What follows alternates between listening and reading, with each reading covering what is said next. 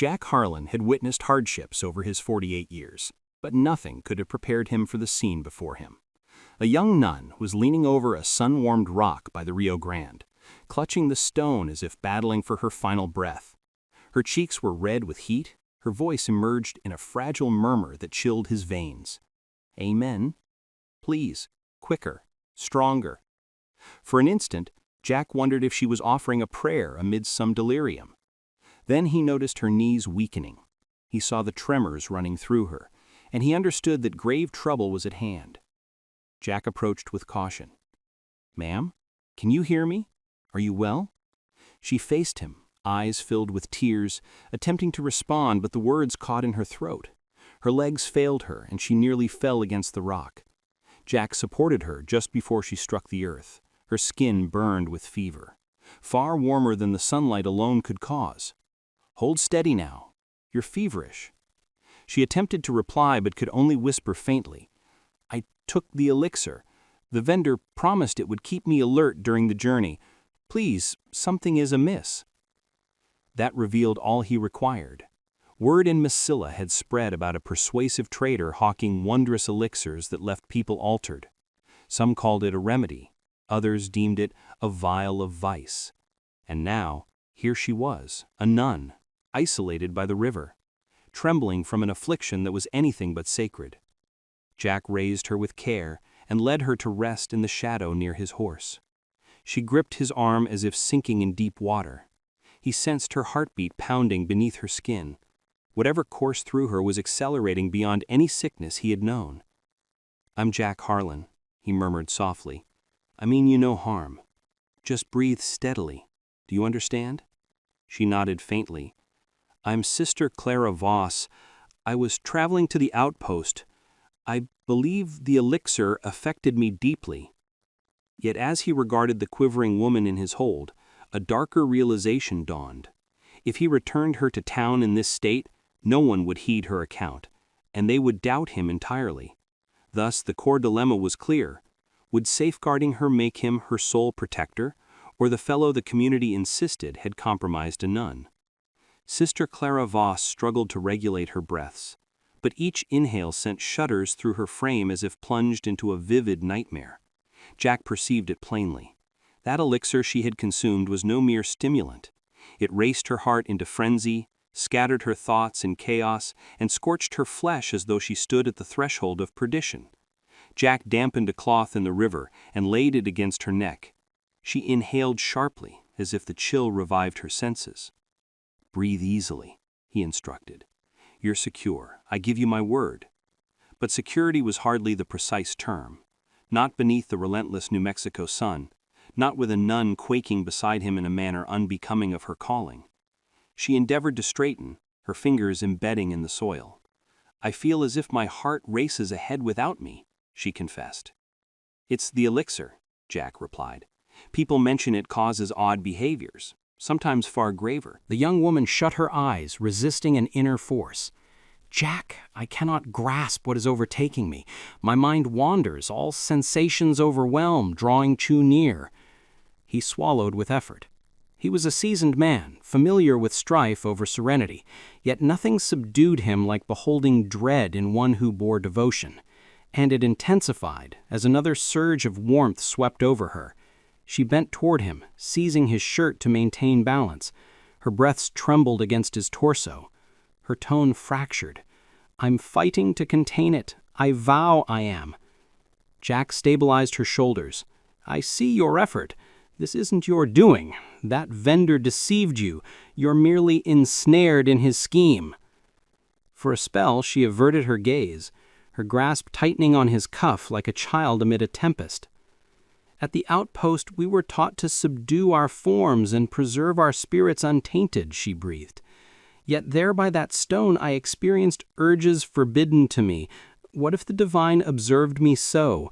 What if he averted his gaze?" Her words dissolved in sorrow. Guilt and bewilderment intertwined, until she could scarcely distinguish the sharper ache. Jack shook his head deliberately. "I doubt the divine flees from the afflicted," he offered. "A wicked soul introduced venom into your blood. That differs from embracing transgression." She exhaled unsteadily. It mended not all, but a knot in her core eased sufficiently to allow continued respiration. Yet even then he felt her quiver intensify, as if the elixir dragged her beyond the boundaries she customarily upheld. She rested her brow on his arm, inhaling rapidly, wrestling an urge she could not suppress. "Jack, I beg you, do not abandon me in this state." He inclined his head. "I shall not. I'm here beside you." In that instant, the river hushed, the breeze calmed, their surroundings contracted, growing warmer, more confined, and Jack discerned the true peril. Should the elixir's potency escalate, she might forfeit command over her form and faculties, leaving him as her sole anchor. A perilous notion for a nun, a fatal one for a man teetering on the brink of local scandal. And that summoned a query into his thoughts. If the elixir continued to warp her perceptions, what course would she take once dusk descended? Jack remained near, observing her with the subdued concern borne only by those who had endured profound loss. He extended water to her. She sipped as though parched from days in the wasteland. "Maintain slow breaths," he advised. "The peak may subside shortly." But even as he voiced it, he recognized the partial truth. The elixir could fade, indeed, but the threats encircling them were merely emerging. It commenced with the subtle snap of boots on arid turf, not from beast or gale, the tread of a human. Jack detected it initially. His features hardened. His palm drifted to his sidearm by reflex. Clara Voss murmured, "Is there someone nearby?" Precisely then, a silhouette emerged from a willow beyond the river's edge. Victor Slade, the very glib vendor who had peddled that accursed elixir to her outpost.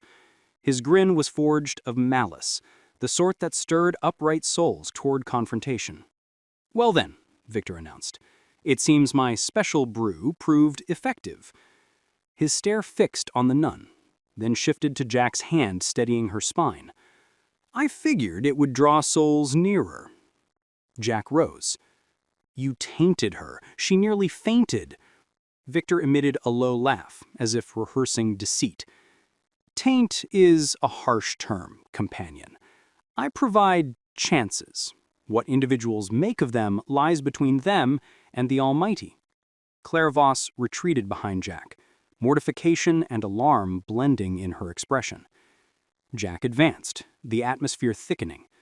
"Approach further, and I'll send you into that current," he warned. Victor elevated his palms, yet his sneer endured. "Calmly. I have returned solely for my due. The outpost was to compensate for that shipment of elixirs. They are indebted, and since dear Sister Clara sampled one, you share the debt." Jack recognized that inflection. Extortion cloaked in a merchant's charm. And in a place like Messia, a single whisper of a nun and a herder isolated by the water could scorch livelihoods to ash. Victor edged closer, ensuring his declaration struck true. "Deliver my payment by dawn, or I'll inform the entire outpost of today's spectacle." He pivoted and departed, striding as one who had rigged the game to his advantage. As he withdrew, he tossed back, "And spare yourselves the pleas. I have already shared the tale with several in town. By your arrival, they'll embrace the darkest version." Jack's mandible locked. That signified Victor wasn't merely issuing threats. He was forging onward, sketching a foul narrative before they could utter a defense. Such a figure required no firearm to destroy you, merely receptive listeners for falsehoods. But the conclusion remained unwritten, and now Jack harbored one query searing within. To what lengths would Victor descend to shatter him should they decline to yield? If you're accompanying me thus far, pause for a breath of your beverage, yet brace yourself, this narrative persists in challenging these spirits. Share the hour where you sit and the spot from which you follow. Should tales of this vein resonate, consider subscribing to catch the ensuing installment. Jack Harlan delayed not a moment after Victor Slade vanished among the willows. He eased Clara Voss onto his mount with gentleness, mounted behind, and urged the steed toward Messia. The sun sank, casting elongated shades over the sands, each league weighing more than the last. Clara Voss reclined against him, frail, yet her respiration steadier than prior. Jack, should he recount his sighting to the outpost, they'll dismiss my words entirely. Jack secured his hold on the reins. They'll accept the facts. She denied it with a shake. Facts do not sway those demanding flawlessness. Upon nearing town, Jack reined in. Residents concluded their dusk labors. Lights kindled, and murmurs spread swifter in such tranquil dusk. He assisted Sister Clara Voss to dismount.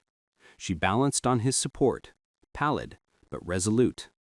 I must confer with Father Elias. He deserves my version first. Jack assented. I'll accompany you. Clara Voss opened the portal, and within they discovered Father Elias with two locals huddled near, expressions stern, tones hushed. Victor Slade loomed at their rear, his conceited smile affixed, clutching a creased document as if sacred evidence. Behold them, Victor declared, the herder and the sister who indulged by the stream. One fellow advanced. Father, I glimpsed them from the overlook, he stated. She rested upon him improperly. The second affirmed briskly.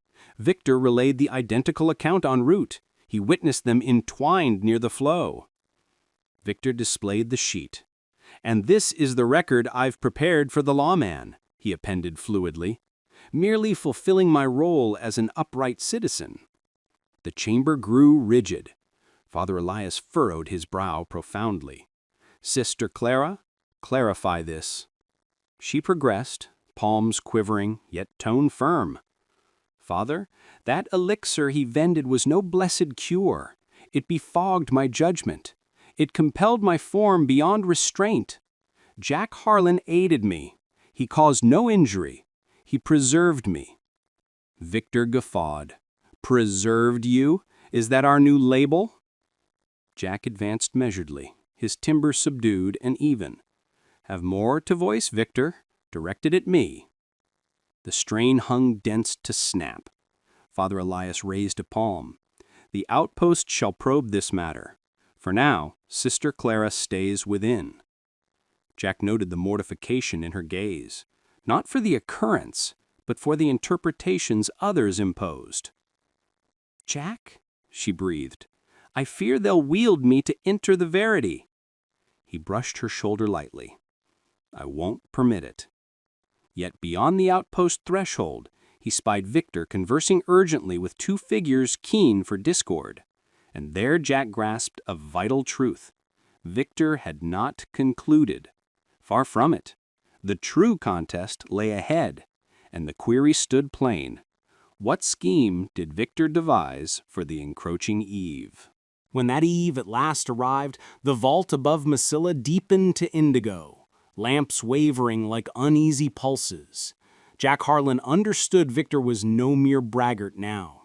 He was a trapped soul, and the trapped proved perilous. Jack hastened inward.